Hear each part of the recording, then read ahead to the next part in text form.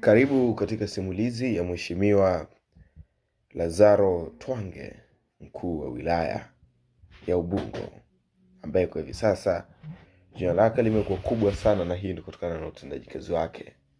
Miaka mingi ya kisiasa aliyoipambania hivi sasa imeanza kurudisha fadhila kubwa katika maisha yake. Safari yake aliyopitia katika maisha magumu mpaka kufikia hivi sasa alipo ni fundisho tosha kwa vijana wanaotaka kuharakia maisha. Maisha ni kupanga, huanza nyakati kwa nyakati, hatua kwa hatua. Hayo yote aliyapitia Mheshimiwa Lazaro Twange wakati anaanza kupambana mpaka hivi sasa alipo. Safari hii itakuhuzunisha, lakini pia itakufurahisha, na hii ni kutokana na uchapakaji kazi wake. Yote haya tutaenda kuzungumzia katika simulizi ya leo. Mimi ni Todd Alexander Scodrisi, hii ni Usiku TV. Simulizi ya maisha ya Mheshimiwa Lazaro Twange. Kulikuwa na nyakati ambazo asubuhi ilianza mapema kuliko kawaida. Jua lilikuwa bado halijachomoza vizuri. Lazaro Twange alikuwa tayari amevaa shati la kazi, akitafakari siku iliyokuwa mbele yake. Hakujiona kama kiongozi kwa cheo, bali kama mtumishi aliyepewa dhamana. Ndio falsafa iliyomsindikiza katika safari yake yote ya maisha ya uongozi. Safari ya Lazaro Twange haikuanza katika ofisi kubwa wala kwenye jukwaa la makofi. Ile ilianza taratibu kwenye majukumu ya kawaida ya utumishi wa umma: kusikiliza, kujifunza na kuelewa watu. Alijifunza mapema kuwa kiongozi si sauti kubwa, bali ni uwezo wa kusikia sauti ndogo kabisa za wananchi wa kawaida. Alipopata nafasi ya kuhudumu katika wilaya mbalimbali nchini, Twange alijijengea sifa iliyosindikizwa kwenye karatasi. Alipenda kushuka chini, si kukaa juu. Alitembelea mitaani, alisimama sokoni, alisikiliza wakulima, wafanyabiashara, vijana na wazee. Kila alikopita aliacha alama ya mazungumzo na si hofu. Kila wilaya aliyohudumu ilimfundisha somo jipya. Mbulu ilimfundisha uvumilivu, Babati ilimfundisha mipango, Hai ilimfundisha nidhamu na uwajibikaji. Kuchukua maeneo haya kama vituo vya kupita, bali kama shule za maisha. Ndipo tabia yake ya kufanya maamuzi ya kutazama athari kwa watu, si kwa ripoti pekee.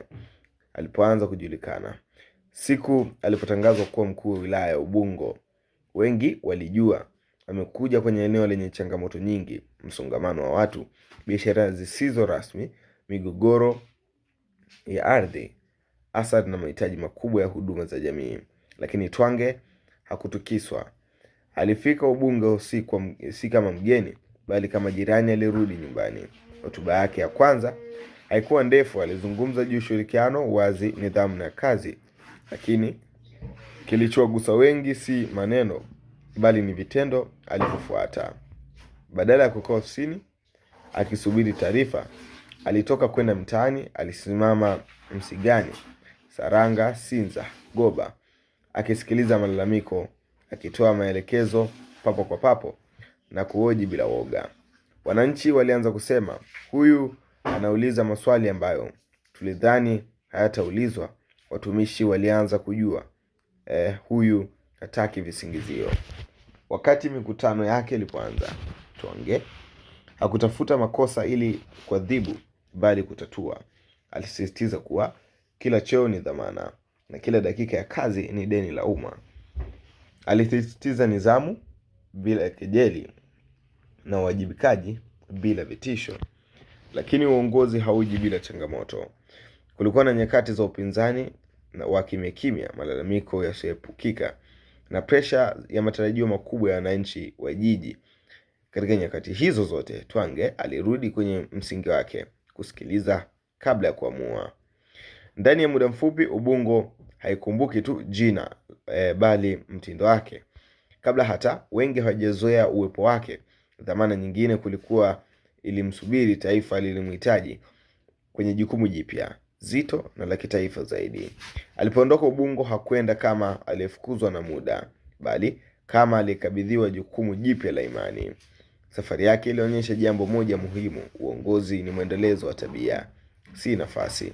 Hadi leo, simulizi ya Lazaro Twange haijakamilika, bado ni hadithi inaendelea kuandikwa na maamuzi, uwajibikaji na mtazamo wa kutumikia wananchi kwanza.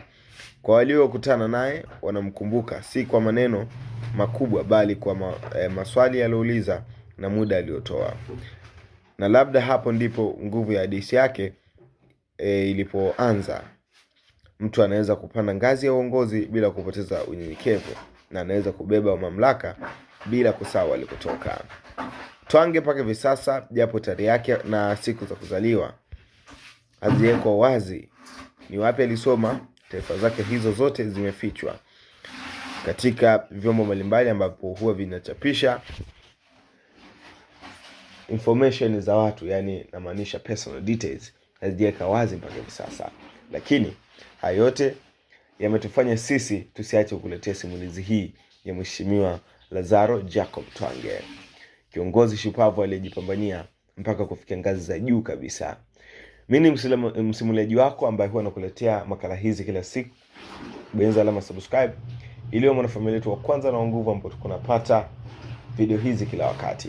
Hii ni Usiku TV.